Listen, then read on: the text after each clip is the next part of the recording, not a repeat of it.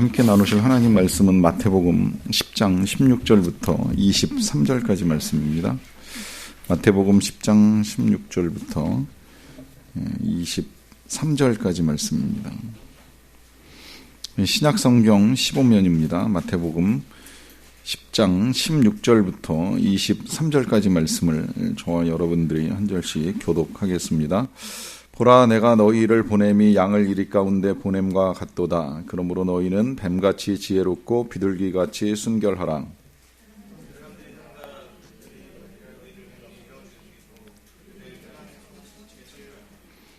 또 너희가 나로 말미암아 총독들과 임금들 앞에 끌려가리니 이는 그들과 이방인들 중에 이방인들에게 증거가 되게 하려 하심이라.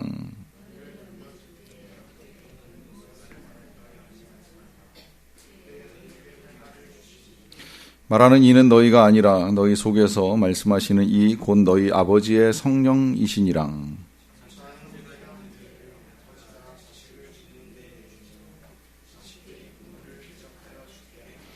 또 너희가 내 이름으로 말미암아 모든 사람에게 미움을 받을 것이나 끝까지 견디는 자는 구원을 얻으리라.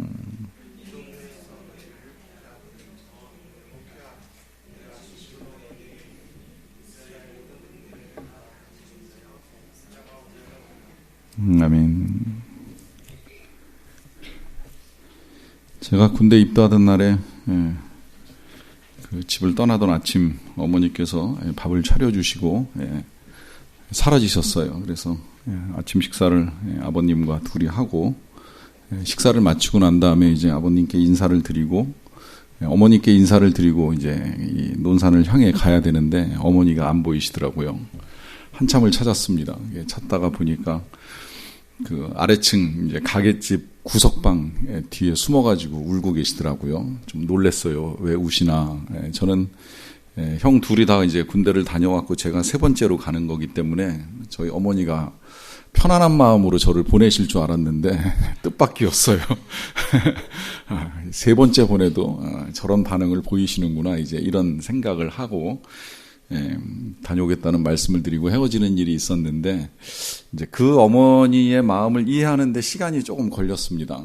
이게 뭐 군대라는 데가 뭐 지금도 그렇지만 어쨌든 그 이제 남자가 장성해서 집을 떠나서 이제 가게 되는 새로운 세상이고 그 세상이 쉽지 않다는 거. 과거나 지금이나 뭐 지금 많이 좋아져서 이제 요새 군대를 무슨 군대냐 병영 캠프 아니냐 뭐 이제 이렇게까지 이야기하지만 그래도 군대는 군대인지라 이 군대를 보내는 부모의 마음은 이제 그 험한 환경 속에 자식을 보내는 일이 이제 굉장히 힘든 거죠. 근데 이 다 가는 군대지만 특별히 이제 내 자식을 보낼 때 마음이 좀 다를 것 같아요. 제가 논산훈련소에서 훈련 받을 때 이 구보하면 이제 항상 그 하는 구호 중에 하나가 이제 왼쪽 2열 아들 낳지 말게, 오른쪽 2열 자네 말이 맞네, 이제 이렇게 구호를 붙여가면서 구보를 했던 기억이 나는데 저는 그 구호대로 아들을 안 낳습니다. 그래서 요새 아들 낳아서 군대를 보내는 부모님 마음을 솔직히 잘은 몰라요. 조카가 갈 때도 충분히 이해는 안 돼요. 그냥 형님들이나 형수님들이 섭섭하시겠구나까지 생각을 하지만 이제 어느 정도까지 이렇게 제가 이제 다 이해하고 공감하는 데는 좀 어려움이 있다고 인정을 해요. 이제 사실 딸 가진 부모 입장에서는 이 딸을 시집 보낼 때 그런 마음이지 않을까 생각하는데 요새는 또 시집을 보내는 게 아니라 이제 장가 들고 시집살이보다 처가살이가 더 힘들다고 하는 이야기 점점 우리나라에서 이제 커지다 보니까 이제 이 또한 경험하기 힘든 일이 되지 않을까 이제 생각을 하는데 어쨌든 그 자식을 군대에 보내는 부모 마음은 불안감 더하기 슬픔과 이제 우울까지 굉장히 힘든 마음이 그 안에 있는 걸 어느 정도는 이해할 수 있습니다. 그런데 이게 남의 자식 군대 갈 때에 우리가 이해하는 것과 내 자식 군대 보낼 때에 겪게 되는 마음이 다릅니다. 왜 다른지 아시죠? 여기에 똑같은 환경에 똑같은 사람들을 보내지만 자식을 보내는 데는 이제 거기 사랑이 담기는 겁니다. 이제 애정을 갖고 있기 때문에 내가 사랑하는 대상이 뭔가 험한 세상으로 나아가는 거, 군대라고 하는 그 새로운 세상일 뿐만 아니라 진짜 뭐 만에 하나 정말 전쟁이라도 나면 이거 어찌 되나라고 하는 이 불안감이 이제 이 사랑하는 사람을 떠나보내는 일이 굉장히 마음을 불편하게 하는 일이 있는데, 그 불편함의 근원에는 사랑이 있다는 거예요. 사실 사랑하지 않으면, 거기 애정이 없으면 뭐 가나보다 오나보다 이렇게 쉽게 생각해 버릴 수 있는 것이, 이제 그 속에 사랑이 있음으로 말미암아 이게 이제 새롭게 받아들여지게 되는 것이죠. 우리 예수님께서 제자들을 이제 훈련을 시키셔서 능력을 주시고, 그 능력 가진 제자들을 이 세상에 보내실 때의 마음이 이제 그 마음이고요. 우리가 오늘 이 마음을 이제 헤아려 봐야 될 필요가 있는 건, 이 마음은 예수님이 12제자 보내실 때만 가지시는 마음이 아니라 모든 그리스도인들을 향한, 그러니까 주님의 백성들을 향해서 가지고 계시는 마음이기 때문입니다. 오늘 본문은 이제 조금 이렇게 넓혀서 보면 이해하기가 좋은데요.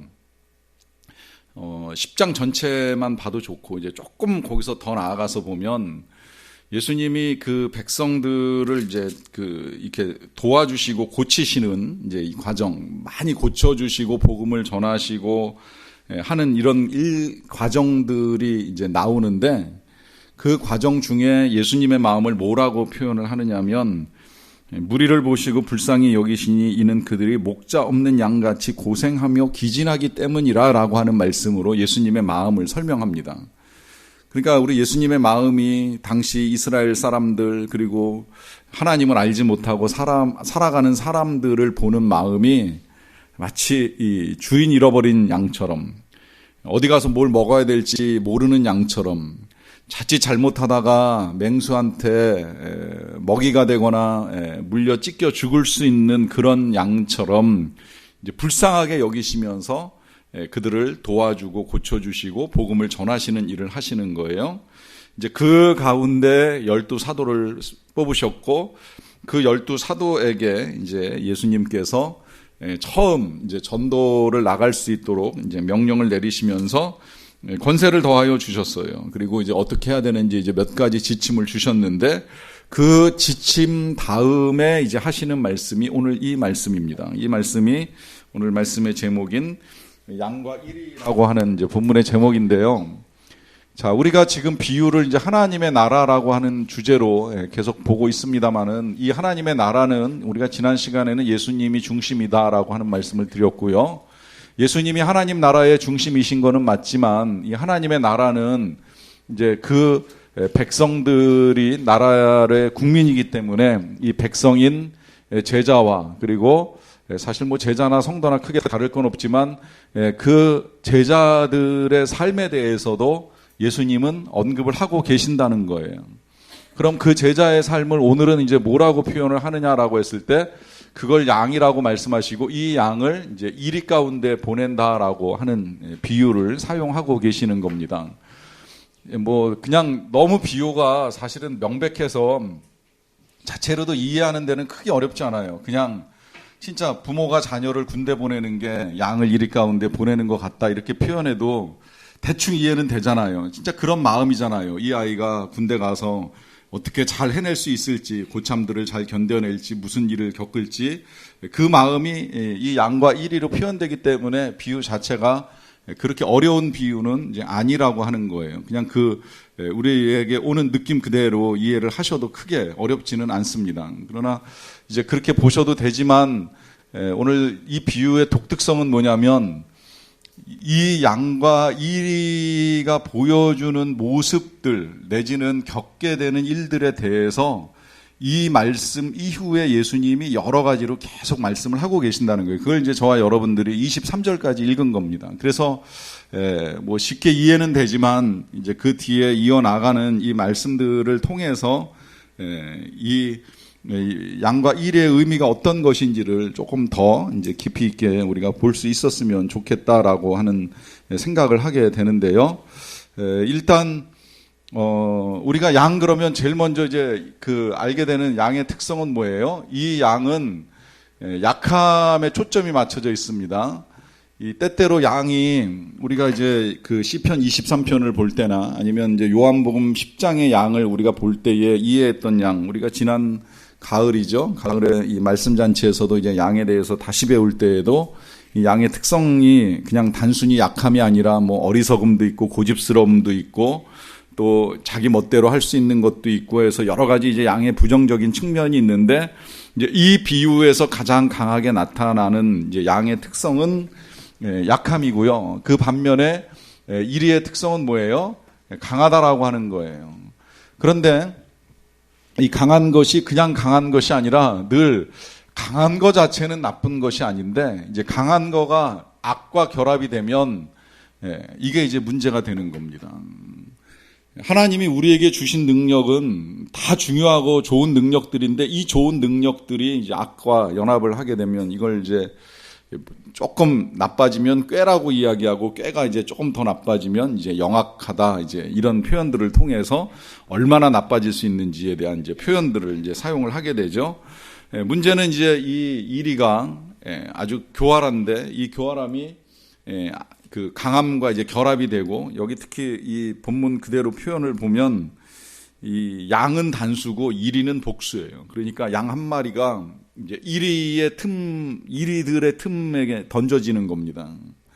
이게 사실은 상황이 역전돼도 물론 이제 양은 초식이니까 그런 일이 안 일어나지만 언젠가 왜 그런 장면을 본 적이 있는데 고양이가 우글거리는 쥐 속에 던져지니까 이 쥐도 고양이를 잡아서 이겨요. 쥐들이 때로 덤벼가지고 고양이 한 마리를 이제 해치는 걸 보는 일이 있었는데 때로 약해 보이는 쥐, 고양이에게 쫓겨다니는 쥐 같아도 그게 이제 집단 가운데 들어갈 때에는 고양이가 힘을 못 쓰고 오히려 쥐들이 더 강해지는 걸 보게 되는데 그런 상황을 놓고 보면 양이 이리 가운데 들어가는 상황은 굉장히 연약한 존재가 굉장히 악한 대상들과 이제 맞설 수 있는 그런 상황에 놓이는 것 같은 그런 마음으로 예수님이 지금 제자들을 보내신다는 거예요.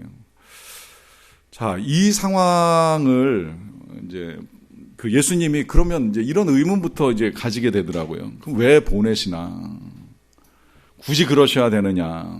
이 목자는 도대체 뭔가? 정말 그 제자나 우리들이 양이라면 이 양들을 왜 이리 가운데로 내보내시는가 이제 하는 질문부터 다시 해보게 되는 거예요. 안 보내면 되잖아요. 근데 왜 보내실까? 이제 이런 질문을 해봅니다. 그러면 그야말로 사꾼인가? 양을 사랑하지 않는 건가? 아니면 정말 무정한 양인가? 가거나 말거나 잡히거나 먹히거나 전혀 신경 안 쓰는 무정한 양인가? 아니면 그 양을 이용해서 뭔가 다른 걸 얻고자 하는 것인가? 이제 이런 질문까지도 해볼 수 있다는 거예요. 때때로 그런 질문이 신앙생활을 하는 우리들에게서 나올 때가 있어요. 뭔가 예수님을 위해서, 이게 이제 우리의 생각일 수도 있지만 어쨌든 예수님을 위해서 뭔가 열심히 한 것 같은데 내게 돌아오는 보상이 충분히 느껴지지 아니할 때, 뭔가 실망스러운 일을 만날 때, 섭섭한 일을 겪을 때에 우리 마음속에 주님은 뭐 하신 거지? 날 이용하셨나? 이제 이런 생각이 우리에게 들 수 있다는 거예요. 이제 그러면 정말 주님이 이 제자들을 이용해서 이제 세상에 내보내시면서 그들을 이용하기 위해서나 혹은 무정해서나 혹은 사꾼이 되어서 이 제자들을 내보내시는 것인가라고 하는 질문을 해보게 되는 것인데요. 일단 그 질문을 놓고서 이제 그 뒤에 하시는 말씀들을 읽으시는 게 좋겠다라고 하는 생각이 듭니다. 일단 질문을 두고 예수님이 하시는 말씀을 이제 읽어나가 보도록 하겠습니다. 보라, 내가 너희를 보냄이 양을 이리 가운데 보냄과 같도다 그래요. 그러므로 너희는 뱀같이 지혜롭고 비둘기같이 순결하라 그래요. 자, 이제 여기서 이 양은 양이지만 양의 특성이 이제 몇 가지가 더 나옵니다. 뭐 양 자체의 특성으로 이야기를 하라 그러면 사실은 이 약함이 이제 온유함이라고 정리를 해도 나쁘진 않을 것 같아요. 여기서 이 양은 그냥 단순히 물려 끌려 다니는 그런 양이 아니라 그 온유함을 잃지 않는 양이라고 하는 것 일단 이제 보시고, 그 다음에 이제 두 번째로 뱀같이 지혜롭고 비둘기같이 순결하라 그랬어요. 자, 뭐 이 자체도 예수님이 설명을 해주셨기 때문에 뭐 그 자체가 이해하는 데는 그렇게 어렵지는 않지만 그러나 이 비둘기 같은 지혜와 비둘기 같은 순결함과 뱀 같은 지혜가 어떤 것인지는 조금 더 생각해 보면 좋을 것 같은데요. 이제 일반적으로 성경에서의 뱀은 사악한 동물입니다. 아담을 유혹하는 일로부터 시작을 해서 마지막 계시록의 옛뱀이라고 하는 표현에 이르기까지 성경에 있어서의 대부분은 뱀을 절대 긍정적으로 말하지 않죠. 그런데 놀랍게도 오늘 예수님이 이 제자들을 보내시면서 양을 보내는 것 같은데 뱀 같은 양이 되라 이제 이렇게 부탁을 하시는 거예요. 그러면 이제 이 뱀의 지혜를 먼저 생각을 해봐야 되는데 뱀의 지혜는 그렇습니다. 그 생긴 모양으로 보면 뭐 다 아시겠지만 머리하고 이 꼬리밖에 없어요. 뭐 제대로 된 몸통도 없고, 물론 이제 몸이 꼬리하고 그냥 하나로 돼 있긴 하지만 제대로 된 몸통도 없고 팔다리도 없고 뭐 지느러미도 없고 날개도 없습니다. 그런데 뱀이 놀랍게도 하늘 빼놓고는 웬만한 데는 다 다닙니다. 그러니까 여기서 이제 뱀의 지혜를 우리가 보는 거예요. 그러니까 뭐 있어서 가고 없어서 못 가고가 아니라 어디든 갈 수 있다는 거예요. 팔다리 날개 없어도 나무 꼭대기까지 필요하다면 보내신다면 주저하지 않고 가는, 이것이 뱀의 지혜라고 하는 거예요. 갈 수 있느냐 없느냐를 따지는 것이 아니라 방향 잡히는 대로, 그것이 때로는 열매를 따기 위해 갈 수도 있고 짐승을 잡아먹기 위해 갈 수도 있고 또 때로는 피하기 위해서 갈 수도 있지만 주어진 현실 속에서 갈 길을 찾아 나서는 것이 뱀의 지혜라고 하는 거예요. 거기다가 이 뱀의 지혜를 예수님이 배우라고 말씀을 하셨으니까 이 뱀의 지혜를 이제 한 가지 더 보자면, 그야말로 이 뱀이 사람들을 유혹하기 위해서 보여주었던 이제 그의 태도만 보는 거예요. 그 유혹 자체가 옳다고 말씀드리는 거 아닙니다. 우리가 전에도 비유해서 한번 봤지만 그 청지기의 이 지혜가 칭찬을 받은 것이지 주인 거를 들어먹은 거를 칭찬받는 것이 아니기 때문에 지혜만을 칭찬하자고 하면 이 뱀의 지혜는 자신의 목표를 이루기 위해서 끝까지 사람들을 설득하는 일을 포기하지 않는다는 거예요. 지금도 그래요. 뱀은 우리를 유혹으로 빠뜨리고 넘겨뜨리기 위해서, 사단은 절대 우리를 끝까지 포기하지 않습니다. 그러면 이 사실을 통해서 우리가 배워야 되는 지혜는 뭐예요? 끝까지 포기해서는 안 된다는 거예요. 목표를 위해서. 근데 이 목표는 분명히 예수님입니다. 하나님의 나라입니다. 하나님의 나라를 전하고자 하는 이 목표를 위해서는 뱀 같은 지혜, 끝까지 포기하지 아니하는 지혜가 필요하다는 거예요. 이번에 선교지에서 들려온 그 이제 소식을 접하면서 그런 생각이 들었어요. 교회가 진짜 틀을 더 바꿔야 되겠다라고 하는 생각이 들었습니다. 이미 선교지에서 이제 바뀐 틀 때문에 충격을 받으신 집사님도 계시는 것 같은데, 이 선교지에서 이제 이번에 우리 교회 팀하고 같이 그 복음을 전한 팀 중에 이제 히스팝이라고 하는 팀이 있는데, 이게 그 태국에서 사역하는 한국인 아이돌이에요. 그러니까 이제 이 한류를 이용해서 팝과 함께 이 복음을 전하고 예수님을 전하는 일을 하는 친구들인데, 이 친구들 처음에 이제 우리 팀에 합류했을 때에 그 이제 옷 모양, 머리 모양, 생긴 모양, 하는 모양, 이게 다 집사님들한테 되게 충격이었어요. 쟤들이 예수님을 믿어? 예수님을 전해? 이제 이런 질문이 생기는 거죠. 그리고 실제로 걔들이 와서 하는 이 공연을 보면 그 공연 내용도 보통 세상에서 공연하는 팝하고 크게 다르지가 않다는 거예요. 저도 동영상으로 받아봤는데 조명도 빨갛고 파랗고 막 이제 번쩍번쩍 하면서 아이들과 함께 뛰놀고 춤추고 이제 하는 일들을 합니다. 근데 그러는 과정 중에 절대 복음을 놓치지 않아요. 메시지를 놓치지 않아요. 그리고 분명히 전한 그 메시지를 통해서 15명의 결신자가 생겼다는 소식도 들었어요. 놀라운 일이에요. 이게 이제 저도 신학교에서 그렇게 배웠어요. 복음의 핵심, 노른자에는 변하지 않지만 그 복음을 싸고 있는 옷, 이 문화는 뭐 네모가 되었던 원형이 되었던 세모가 되었던 얼마든지 바뀔 수 있는 거라는 생각을 하게 될 때에 정말 교회와 우리 그리스도인들이 그런 지혜를 통해서 다음 세대의 접근이 필요하다는 거예요. 타문화의 접근을 할 때에 우리가 지금까지 써왔던 방법을 물론 여기서 이제 비둘기의 순결함이 나오는 건데, 어쨌든 일단 목표에 있어서는 복음을 전하는 것이라고 하면 그 복음을 전하기 위해서 우리가 자아내어야 할 지혜는 정말 목표 달성을 위해서 뱀같이 집요하게 이제 포기하지 않는 믿음이 필요하다는 겁니다. 그런데 이제 항상 여기서 이제 문제가 생기는 것이 거기에만 집착을 하다 보면 자칫 잘못하면 그야말로 이제 타협이 생기는 거예요. 그러면서 이제 혼합주의에 빠지는 일이 일어납니다. 이제 그것이 바로 주님이 경고하신 순결함이라고 하는 거예요. 순결함. 여러분, 이 지혜를 가지되 순결함을 잃지 않는 이 순결함이라고 하는 거는 해석에 따라서 이제 이 죄를 짓지 않는 순결함도 있지만 타협도 함께 포함이 되어야 돼요. 왜냐하면 이 타협은 마치 정말 사단이 유혹할 때 아담과 하와가 넘어갔던 것처럼 여기까지는 괜찮을 거야, 별거 아닐 거야 라고 생각하는 그 틈에 진리가 무너지고 교회가 무너지는 일들이 일어날 수 있기 때문입니다.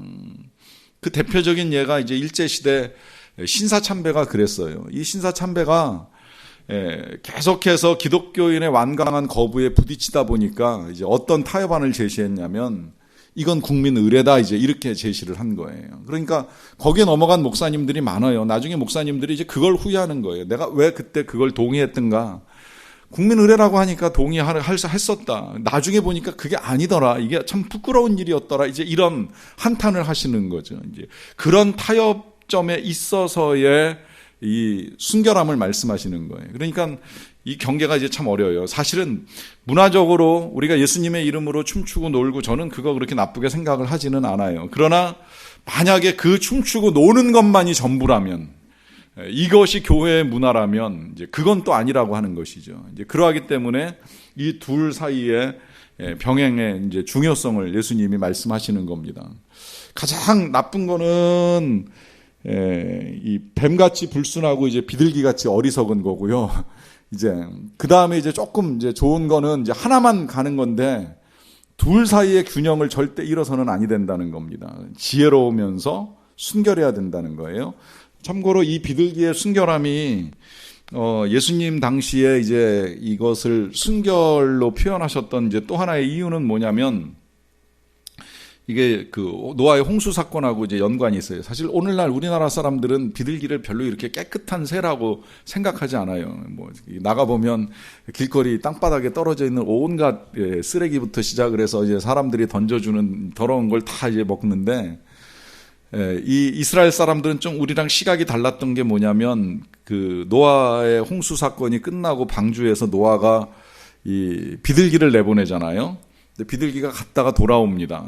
계속 돌아와요. 한두 번. 그러고 나서 이제 까마귀를 내보내니까 이제 까마귀가 나가서 안 돌아와요. 근데 이거 비둘기가 돌아오고 까마귀가 안 돌아온 이유를 이제 추정할 때 까마귀는 가서 이제 둥둥 떠당기는 이제 시체 보고 그 위에 머물면서 그거 먹고 이랬던 불결한 짐승으로 보는 거예요. 근데 비둘기는 똑같은 걸 봤지만 이 불순하고 불결한 걸 건드리지 않고 돌아온 이제 순결한 짐승으로 이제 보는 겁니다. 이제 그러하기 때문에 이스라엘 사람들은 홍수 이해로 이제 예수님 때까지 계속 비둘기는 순결한 동물로 간주를 해왔어요. 절대 타협하지 않고 죄와 부정에 오염되지 않는 이제 그런 동물로서의 순결함을 지키라 하는 당부를 하시는 겁니다.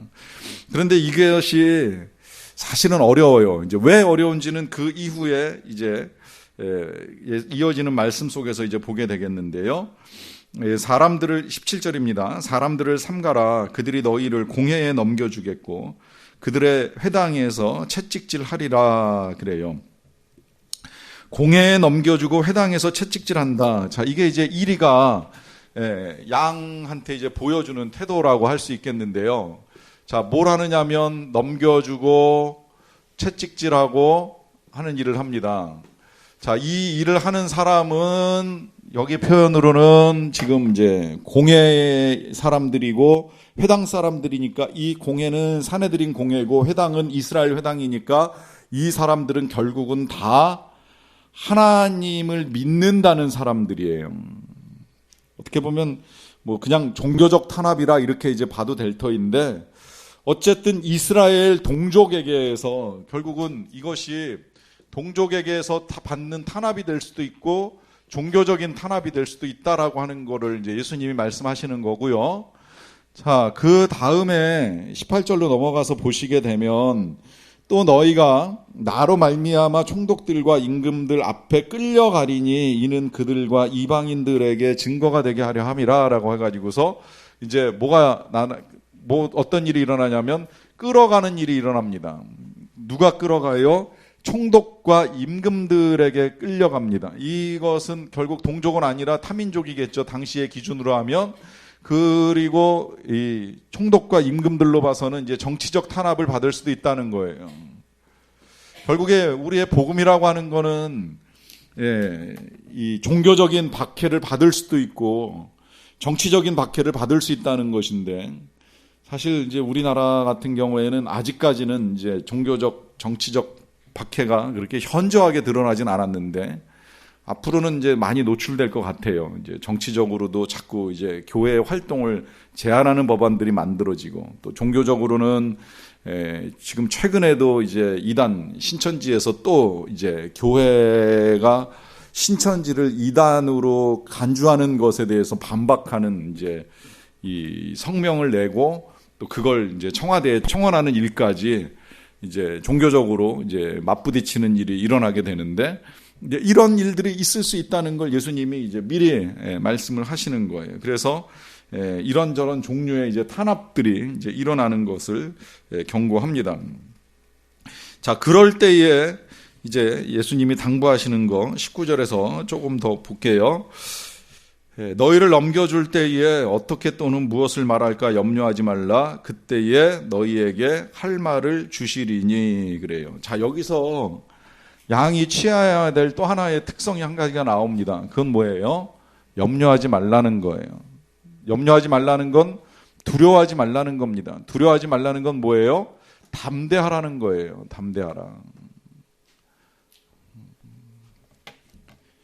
특히 저는 이제 오늘 저와 여러분들이 함께 이 말씀을 기왕에 나누면서 좀 이런 생각도 같이 했으면 좋겠어요. 이게 진짜 그야말로 제자들에게만 주시는 말씀이 아니라 이 시대에 저와 여러분들에게 주시는 말씀임에 틀림이 없다면, 우리도 주님의 이름으로 분명히 이리 같은 세상 속에서 보냄받아 복음을 전하는 양으로 쓰임을 받아야 될 터인데, 그럼 우리가 어떻게 쓰임을 받아야 되느냐라고 했을 때에 이런 메시지 그대로 그냥 그대로 우리가 믿고 나가도 전혀 틀릴 것이 없어요. 여러분 혹시라도 나는 교회 다닌 지 얼마 안 돼서 뭐 교회에서 배운 게 없어서 뭐 지금까지 아는 게 없어서 성경을 잘 몰라서 복음을 안 전한다. 그거 다 이제 오늘로 좀 이렇게 접고 가셔도 좋을 것 같아요. 막상 입 벌려 전해 보세요. 정말 할 말을 생각나게 하시는 주님의 그 놀라운 능력을 여러분들이 경험하게 됩니다. 뭐 개인적인 경험을 가지고 말씀을 드려서는 좀 곤란하지만, 일단 저 같은 경우는 이제 중학교 1학년 때 1년 교회를 다니고 2학년 때 1년을 쉬고 중3 때 이제 1년을 다니고 이제 계속 그 중3 때부터 이제 계속 교회를 다녔는데, 제가 놀란 건 고1 정도 됐는데 이제 학교에 가서 친구들한테 이제 예수님을 전하기 시작을 했어요. 교회를 다니자고 말을 해서. 그때 이제 전도돼서 지금까지도 잘 다니고 있는 친구가 있는데, 그때 제가 이 말씀을 이제 확실하게 이제 경험을 한 거예요. 사실 제가 뭐 1년, 2년 교회 다녀가지고 뭐 얼마나 배웠겠습니까? 아는 건 뭐 얼마나 있었겠어요. 그런데 막상 친구한테 전도할 때 할 말을 생각나게 하시는 그 성령의 역사가 실제로 나타나는 걸 경험하면서, 사실 여기 경험하신 분들 많을 거예요. 지금 내가 별로 아는 거 없는 것 같지만 막상 불신 가족들 만나서 이야기 나누다 보면 아는 거 이상으로 이야기해 보신 적 없으신가요? 우리가 알고 있는 것 이상으로 할 말을 생각나게 하시는 성령의 놀라운 역사가 우리 안에서 얼마든지 일어날 수 있다는 거예요. 이것이 우리 예수님의 약속이고 실제 이루어지는 일들이라고 하는 거죠. 그걸 예수님이 20절에서 한 번 더 이렇게도 이제 말씀을 하십니다. 말하는 이는 너희가 아니라 너희 속에 말씀하시는 이 곧 너희 아버지의 성령이시니라. 그래요. 자, 우리가 그렇게 무엇을 말할까 염려하지 아니해도 되는 건 우리 대신 말해 주시는 분이 우리 안에 계시는데, 그건 우리 아버지의 성령이라고 하는 것을 예수님이 분명하게 말씀하고 계십니다. 자, 그러면 여기서 이제 우리 이 양이 가져야 될 또 하나의 특성이 이제 나오는 것인데, 그건 성령과 함께라고 하는 거예요. 성령. 우리 안에 계시는 성령. 이 성령과 함께라고 표현을 해도 좋을 것 같고, 또 한 가지는 여러분들 안에 성령이 내주하고 계시다라고 하는 분명한 믿음이 필요하다라고 하는 것입니다. 그래서 성령에 의존하게 될 때에 우리가 이같이 사역을 감당할 수 있다는 거예요. 지혜롭게, 순결하게. 어떻게 보면 이 성령과 함께하는 우리의 믿음이 결국은 지혜도 만들어내고 순결도 만들어낸다고 볼 수 있는데, 왜? 그야말로 성령이 지혜의 영이고 성결의 영이잖아요. 그러니까 제일 중요한 건 역시 성령입니다. 그리고 성령으로 충만하면 당연히 우리는 주님께 예민해질 수밖에 없고, 그 예민함이 우리가 무엇을 전해야 되는지, 누구에게 전해야 되는지를 찾을 수 있는 길을 열어주기 때문에 궁극적으로 이 성령과 함께 나아가는 것이 아주 중요하다는 거예요. 그러니까 여기서 이제 이 성령이 우리와 함께 한다는 이 믿음을 통해서 또 한 가지 확인하게 되는 건 뭐냐면, 일단 양이라 그랬잖아요. 자, 이 양이 일 가운데로 보냄받을 때 아까 우리가 가졌던 처음에 그 의문들, 목자가 사꾼인가, 아니면 뭐 진짜 무책임한가, 아니면 무정한가, 아니면 이용하려고 하나, 이거 이제 그 답이 한 가지 나오는 건데, 그건 양만 보내는 것이 아니라 성령을 함께 보내신다는 거죠. 그 성령을 함께 보내신다는 말은 뭐예요?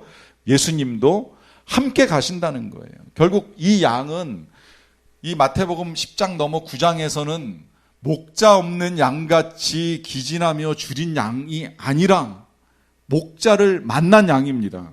그리고 그 목자를 만난 양은 버림받는 것이 아니라 보냄받는 것입니다.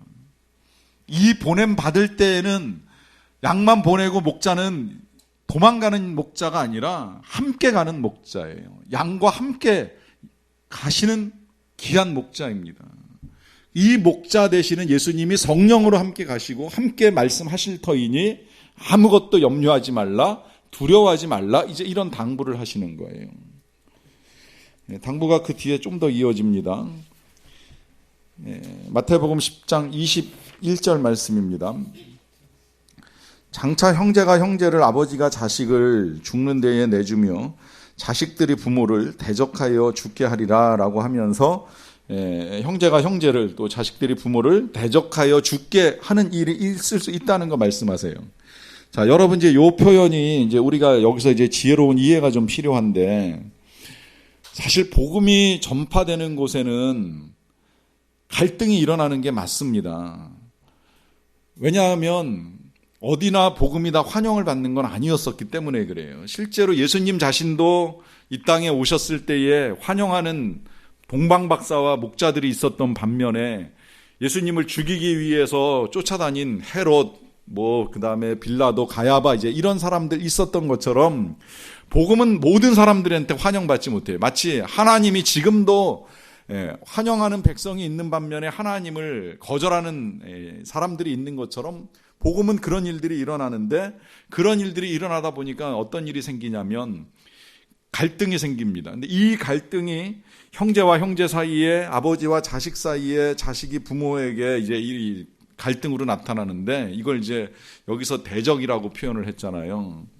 이 표현에 있어서 우리가 인정해야 될 거는 대적이라고 하는 표현인데, 문제는 이 대적이 양인 우리가 해야 될 일은 아니라는 거예요.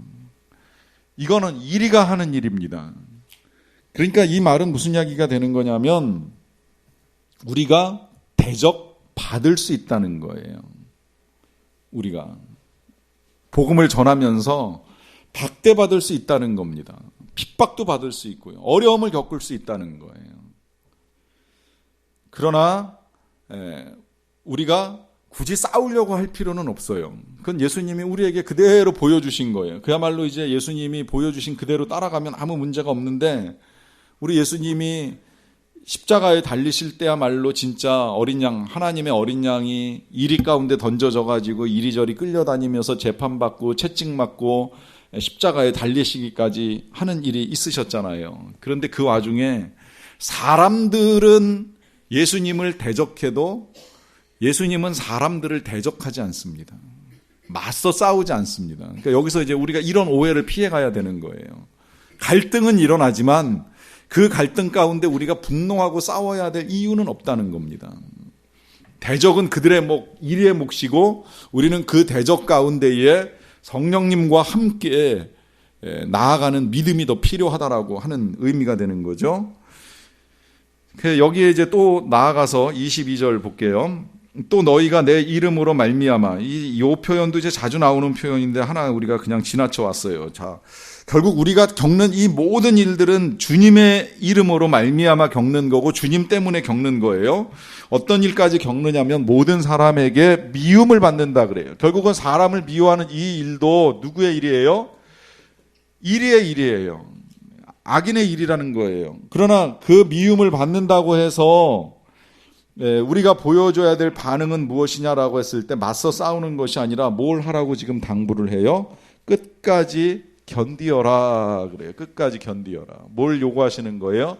인내하라라고 하는 겁니다. 이 인내, 믿음을 저버리지 말고 끝까지 믿음을 지키라라고 하는 당부지요.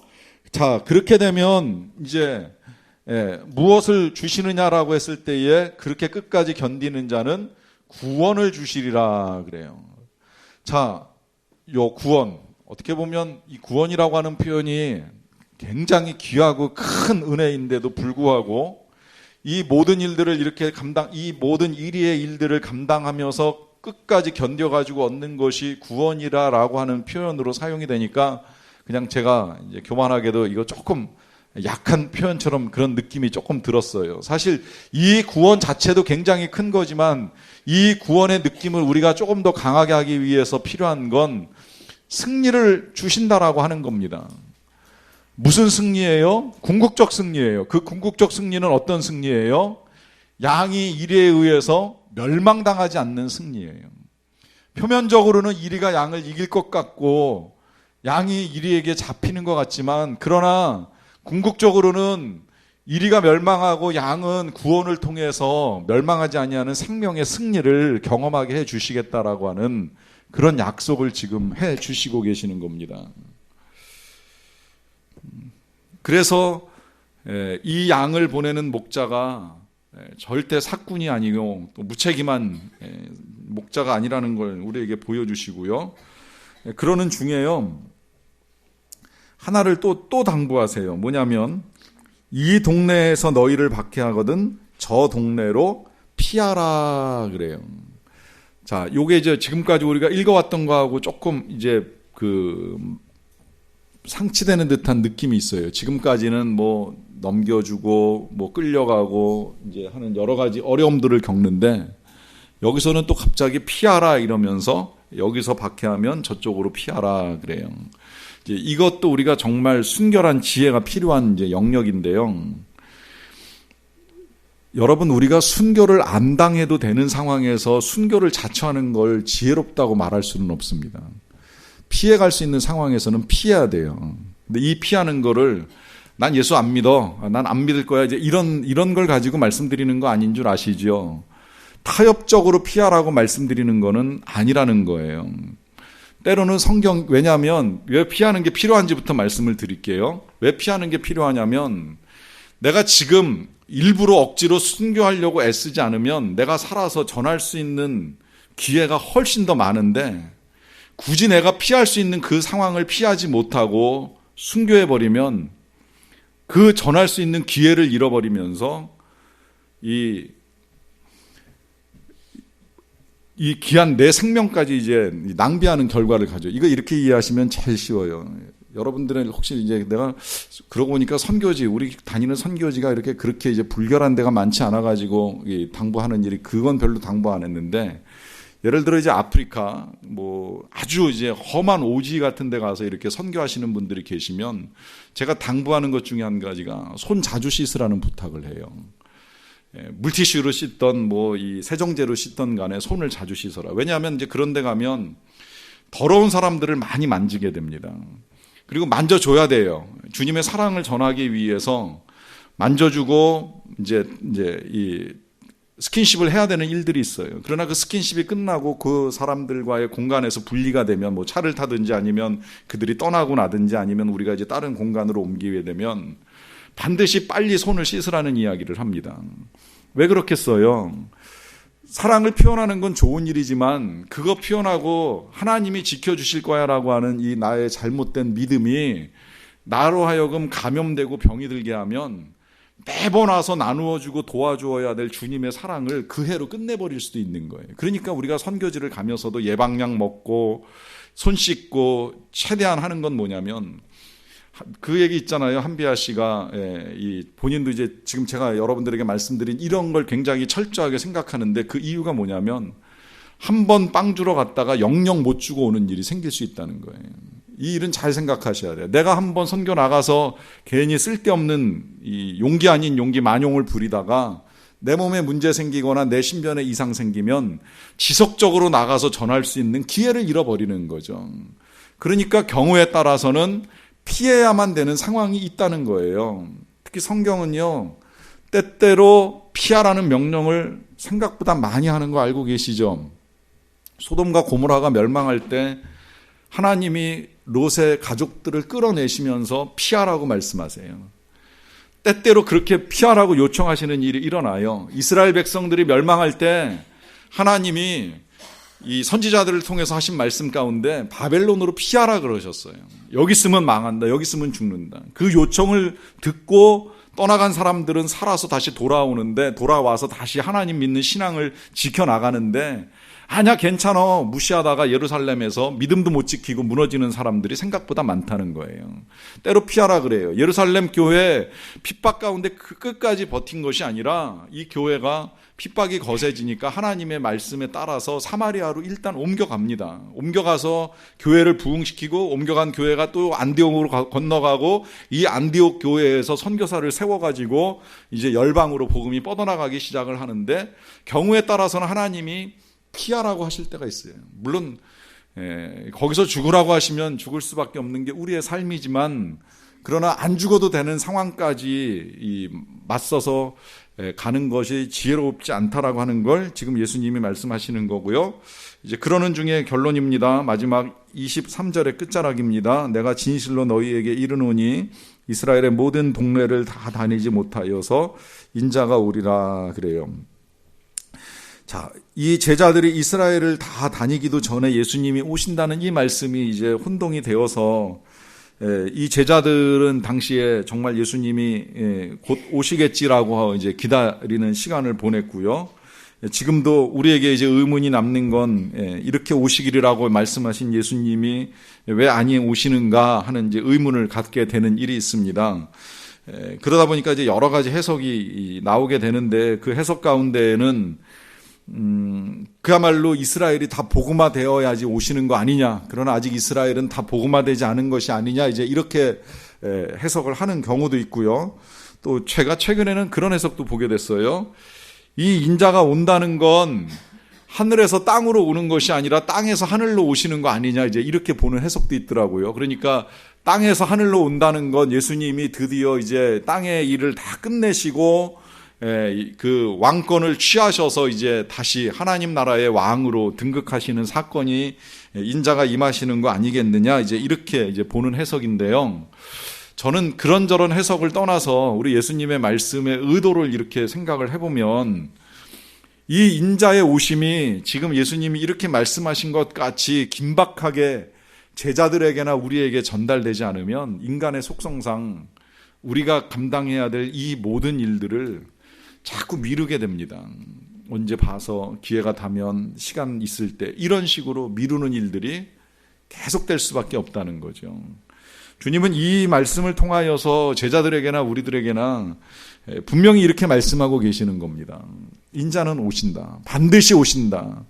그 때가 언제인지가 중요한 것이 아니라 인자의 오심을 기다린다면 우리는 일 가운데 던져지는 양 같은 삶일지라도 뱀 같은 지혜와 비둘기 같은 순결함을 가지고 타협하지 않는 믿음 가운데 끝까지 인내하는 것, 그 일로 말미암아 승리와 구원을 얻을 수 있다는 겁니다. 이 승리를 누리는 저와 여러분들이 되시기를 축원합니다.